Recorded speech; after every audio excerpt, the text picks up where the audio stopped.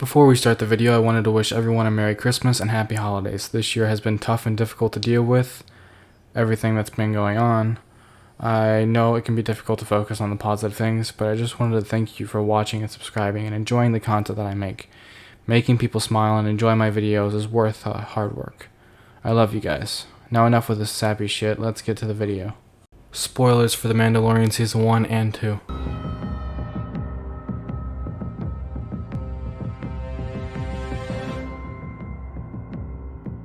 Let me take you back to my last video, the one where I talked about the amazing, goddamn fantastic, goddamn perfect Iron Man film. And those were the words that Tony Stark lived by since then. This is why I love movies where the director cares so much about the movie that he makes damn sure that the audience can connect with the characters and their lives. And it's fulfilling to see that the characters grow and become a better person. Directors that spend tons of money on real practical effects like this.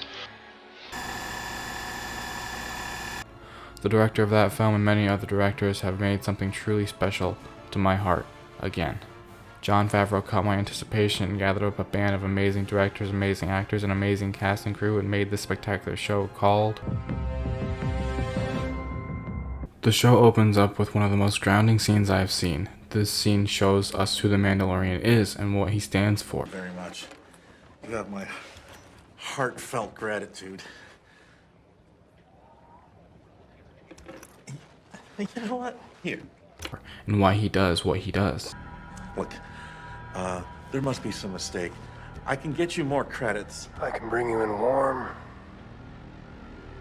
or I can bring you in cold. The Mandalorian shows us more of an in-depth look at the Mandalore, the code that the Mandalorians have to follow. The show does it so well that when new characters arrive, it doesn't seem forced, rushed, or just for the plot convenience. There's a specific reason that they are there.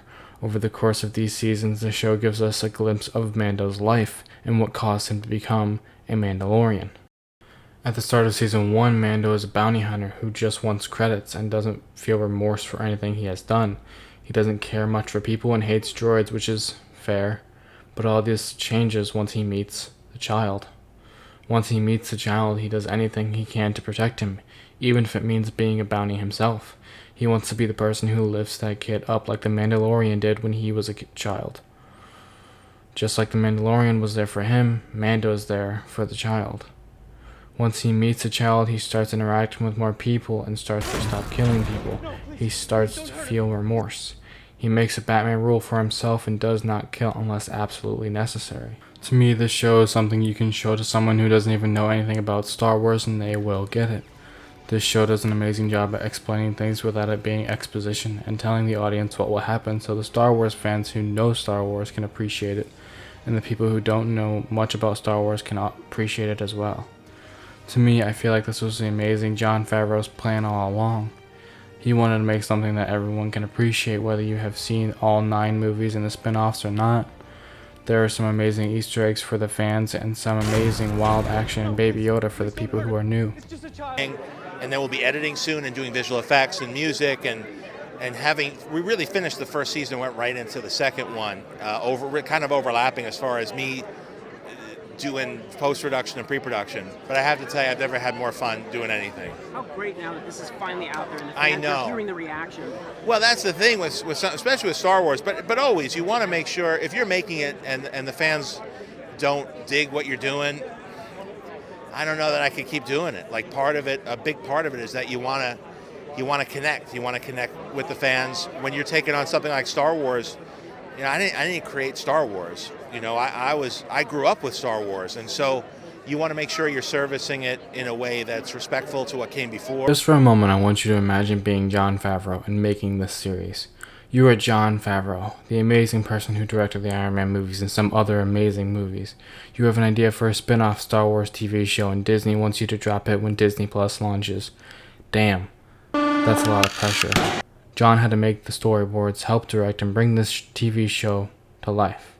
And the crazy part is, he fucking did it! In the first season, Jon and all the directors, actors, set designers, costume designers, and all the people that worked on this show do their damnedest to make it feel genuine, real, so the audience feels something. Man, that's pretentious, but it's true. Whenever I go into a movie, TV show, or any kind of entertainment, I expect to feel something. Just like with TASM 1 and 2, I fucking bawled my eyes out when Gwen died, and I fucking bawled my eyes out when Peter broke up with Gwen. I fucking cared. And damn it, I fucking care about the Mandalorian. I fucking bawled at the last scene in season 2 for multiple reasons. There isn't much television that makes me that emotional. So when it does happen, I know it's fucking amazing entertainment. The best part of The Mandalorian is the fact that it isn't just some show that kills a lot of stormtroopers or goes to lightspeed. The best part about it is that it creates its own story without having to force the plot and characters to be related to someone of importance. You don't see the Mandalorian being Luke's long-lost brother. 1, it would make no damn sense, and 2, you don't need it. You don't need the Mando to be related to someone of importance because the story isn't about them. It's about Mando. Mando goes from this. Look, there must be some mistake. I can get you more credits. I can bring you in warm, or I can bring you in cold. To this in an accurate amount of time. You don't see Mando immediately changing his ways. You see him fuck up. You see his flaws. You see his beliefs. In the hands of any other director or producer at Disney, this would have easily been not that good. But this show was made by people that care.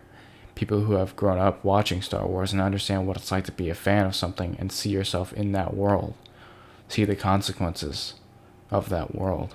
Well, that's the thing with especially with Star Wars, but always you want to make sure if you're making it and the fans don't dig what you're doing, I don't know that I could keep doing it. Like part of it, a big part of it is that you want to connect. You want to connect with the fans. When you're taking on something like Star Wars, you know, I didn't create Star Wars. You know, I grew up with Star Wars, and so you want to make sure you're servicing it in a way that's respectful to what came before.